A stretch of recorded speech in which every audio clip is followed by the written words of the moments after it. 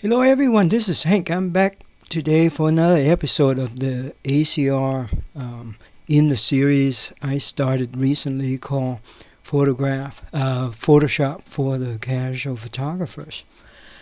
Okay, the last time we talked about the color mixer with the mixer capability and the setting still here. Okay, today we are going to talk about color mixer using point color. Okay, so first of all, I want to reset this thing so that we can go back to the original colors before we did the mixer correction for the last video. So today I'm basically trying to achieve the same coloring using point color. Okay, and show you the differences. So right now what you're looking at is something completely grayed out. Okay, the reason is grayed out because it needs you to identify the first point color by using this dropper here. And I click on this yellow leaves thing. Okay, so as soon as I do that, okay, a whole bunch of things showed up. Now, if you don't see a lot of these on yours, it's because it's abbreviated, okay, like these. Oh, sorry. Yeah, abbreviated like this. So normally,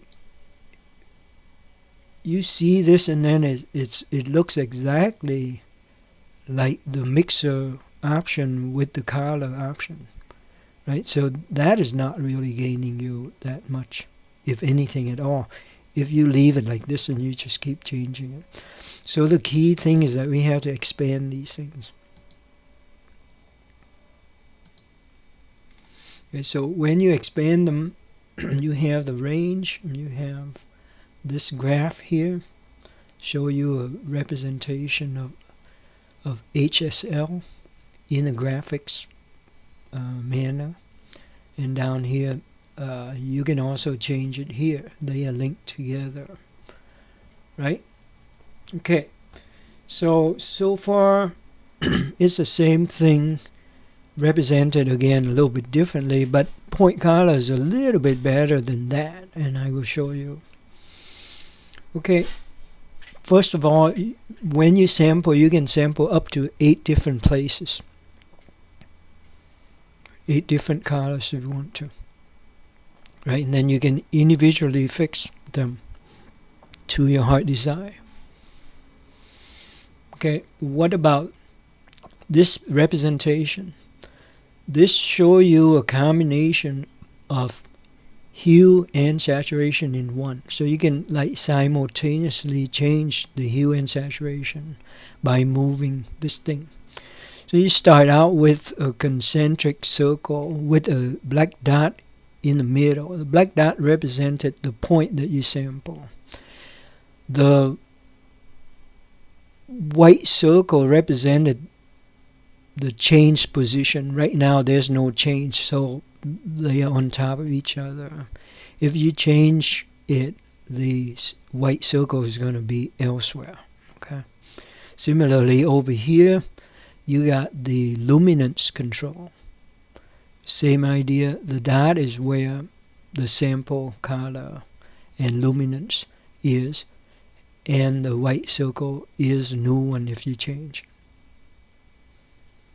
Right, so far so good. Okay, and then you have the ranges down here, and I will explain the range a little bit later. And this, the range is what makes the point color stand out, you know, when it compared to the mixer. Okay, so first the basic change. Okay, you can always go here and do it, and then that you should be familiar with it after you watch the previous video. So you can change it individually. Okay, so when you change it here, okay, the circle moved away from the original. Okay, to reset this, it's just double click on the circle, or or you can double click it down here like any ACR. Okay, so you can reset it very quickly there. And that's one way. If you, okay, now I think I mentioned it, but I'll mention it again. It's very important. If you go up and down, you change the saturation. If you go left and right, you change the hue. Okay. The beauty of this is that you can change it together in one fell swoop. Right? And then luminance is not tied to it, but you can get the idea. So the idea here is that you can capable of changing the color 3D. Okay, so you don't have to do it one at a time like down here on the mixer side. So this one is a little bit easier. And then this one will show you the before and after color. Like say if you move over here. Okay, so this is before color, this is after color. Okay, double click, go back. Okay, so now if you up here, you know, if you just want to change saturation and or the hue, but this thing allows you to go everywhere, and then how do you keep a straight line, right? So that's a good question. So there's some keyboard shortcut that helps you do that. If you hold down the shift key and you click on the circle, a black line showed up, and it tells you that, okay, that's all you can do is up and down. So that is just changing the saturation and nothing else. Okay, for example, I change the saturation like this. All right, and then if you hold down the control key and click on that, okay, now it will only allow you to do the hue. As I mentioned, I wanted to change the saturation and change it so that it's a little bit orangey to make it stand out. Okay, and I also wanted to change this one, the luminance. Okay, now similar along the same line with the concept of like, okay, you go straight, if I can drag it anywhere, I'm afraid that I might overdo it. So there's another shortcut. If you hold down the alternate key and you move this thing, and you will find that you can move it very slowly. So it kind of slow down your rate so that you can have better control. Okay, so alternate key do that for you. Option for the Mac. Control is command for the Mac, right? Okay, so you have the shift key, control key, alternate key to affect this one. Okay, so right now the basic edit is, okay, so I made the yellow leaves on the trees more yellow, a little bit more orangey, increase the luminosity to show it, and of course down here the hue showed up, saturation show up, luminance show up in response to this. Okay, so that is what it does for me. But now in the last video I kind of made some complaints that now something else has changed, right? So look at the pine trees, right? There was some yellow element to it, and that got accentuated as well. Now I don't really want that accentuated. Unfortunately, it's the same color range. Okay, now when we talk about color range, then these come into effect. And what this is telling me is like, I can limit the range of the color so that the yellow on the pine trees are not the same yellow as the one that I click, hopefully. Then I can get rid of the yellow on the tree. Okay, does that make sense? Alright, so by the way, in changing the hue and the saturation and all of that, okay, now if you hold down the alternate key, okay, and you click on, like, say, the hue, okay, then anything that is not going to be affected by the change is going to go black and white. Okay, so only the one in color is the one that when I change the hue and or saturation luminance, it will be affected. For example, if I move over here, I don't even have to move it. I just click on it. And then it will show me that's a saturation range, which is probably identical to all of them. But theoretically, you can click on it and you can tell. Okay, so that's pretty handy to see what are you going to change. So the alternate keys do that, Option key for Mac. Now let's go to the range. The range, okay, for example, I say this yellow, I want this yellow to change, but I don't want this greenish yellow to change. Right now, both of them change. Okay, so let me kind of zoom into here so you can see. Zoom into this area. Okay, so you see a lot of yellow on the trees. Now, we don't necessarily want that. Even though to some people it's okay. But just for the sake of example, I don't like that. So I'm going to limit the yellow.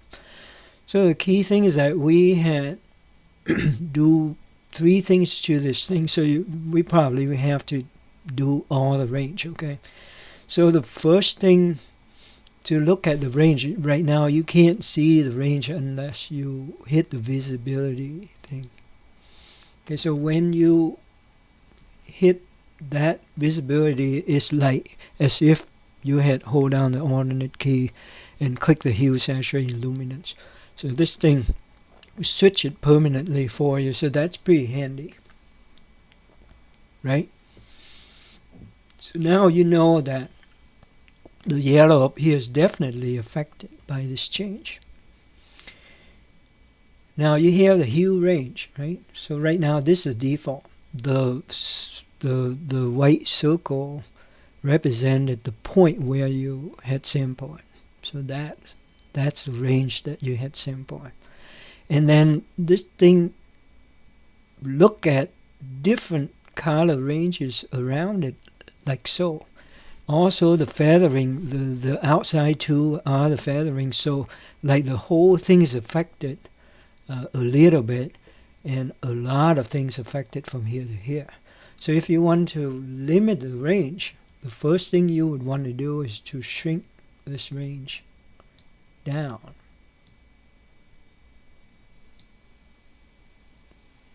Okay. You would do the same for saturation.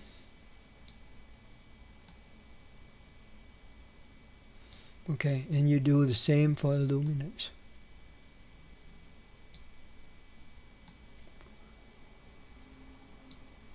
Okay, so immediately you already see some changes in the area affected, but it's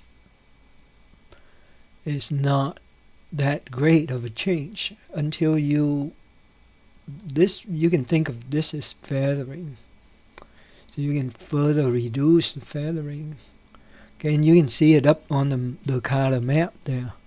Okay, that is now the range that is affected. So it's a lot narrower. And you can make it narrower more by pushing it all the way to make it super narrow.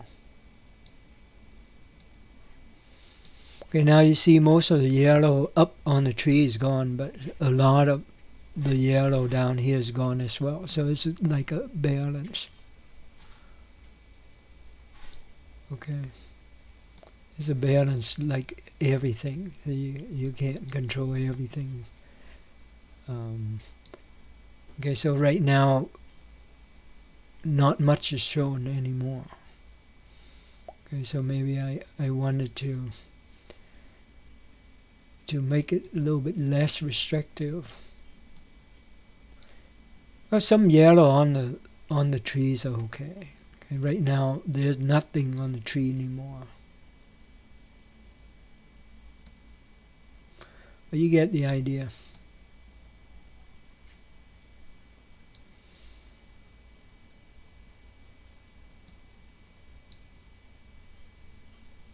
Okay, if you want to reset, just double click on it.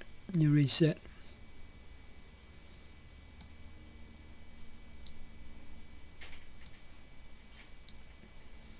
Okay.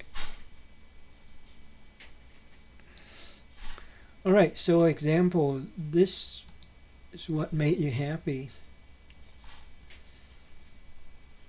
Okay, so the change is different, it's more isolated.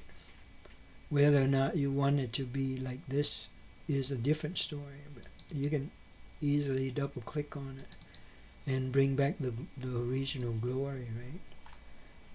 So later, when we do the masking, and then we can isolate different areas so that the yellow on the tree is not affected. I think that's a better use of it. But here, as long as there's some differences, then you can affect the range. So so that you can limit the changes on the area that you don't really want to do. Okay, so that is basically the range. Okay, here you have a global change in the range as well. Okay, so you go over here, it'll even less. You go over here, it'll increase it more.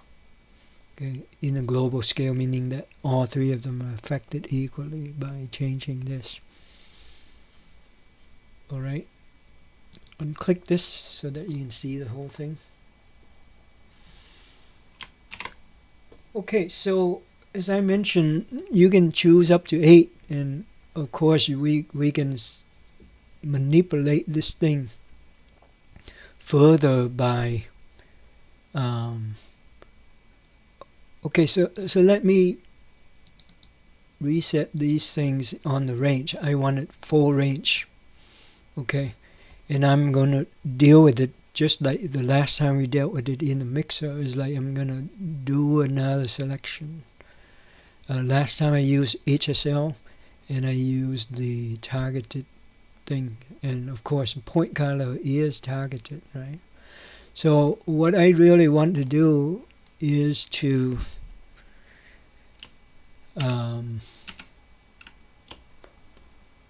go here and sample the yellow on the tree with the hope that I can make it greener. Okay, so I go here, make it greener, right? And while holding down the on and it key, I can see which one's going to turn green.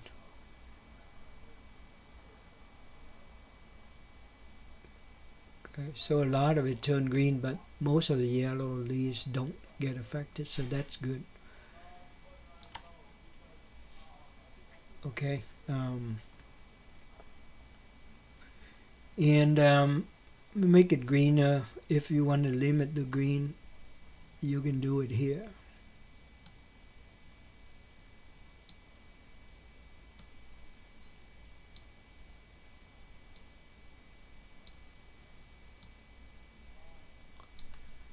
Alright,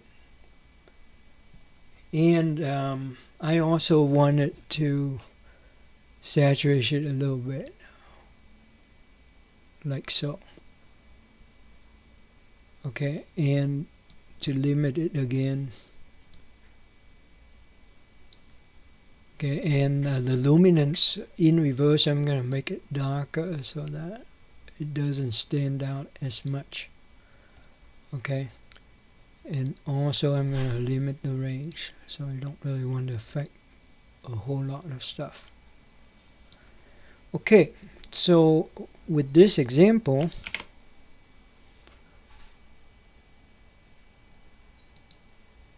the tree is less yellow now, a lot more green. The yellow is still pretty vibrant. This thing is not so bad anymore. Okay, so so that's the second edit, right? Of course, you have up to 8, so it should be plenty. Last time I demonstrate to do the color a little bit, so we can do the same thing. We can go up here and we click on this one point. Okay, and then I want it to be a little bit darker. So I go down in luminance, and I also want it to be more saturated. So I go up like that. Okay, in doing so, turn on the range. You see that when you change it up here, this one is also affected. Okay, so this one get affected. So okay, to test it, you hold down the alternate key, hit the hue.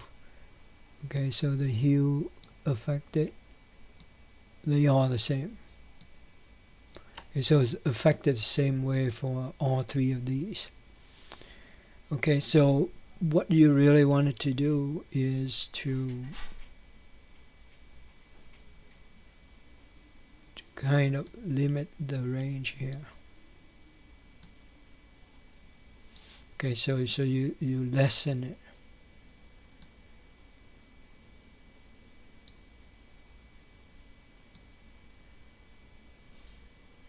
Okay, so you lessen the range down here while looking at here.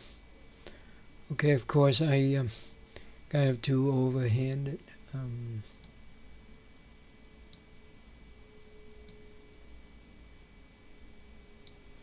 Okay, crank it up like that. Okay, so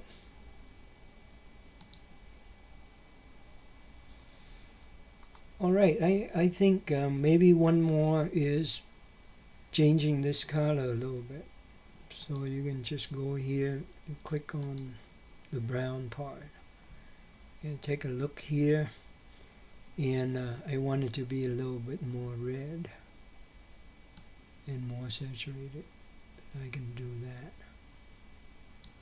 Okay, I can either make it brighter or darker. Darker is better because you can see the reflection better, right? A little bit too much.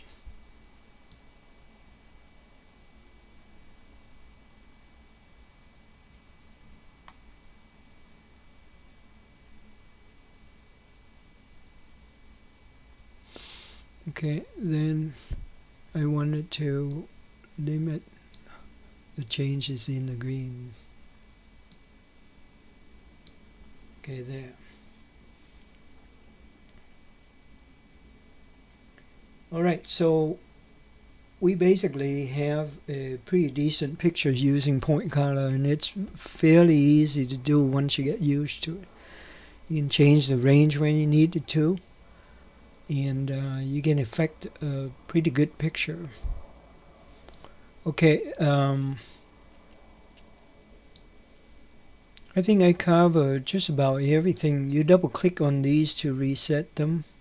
Double click on the arrows here to reset individual one. Double click on the circle to reset. Double click on that to reset. Okay. You hold down the alternate key to see the affected map. Okay, for a certain hue, saturation. So these things are not affected very much there. For this, right, because only this got affected. Okay, what else? You can do the shift to go up and down in saturation. Do a control command to go left and right with changing the hue. Okay, and you can do the alternate to slow it down when you move. That way you don't make really big change. Okay, that's about it. That is the gist of the point color. It is very useful, highly targeted, and it gives you a lot more option than the regular mixer. So I highly recommend using point color for doing it. Hopefully that's clear enough for you. I'm going to stop the video here, and I thank you so very much for staying with me until the end. And I would really appreciate a like from you. If you haven't subscribed, a subscription would be fantastic. Thank you so much. Bye-bye now.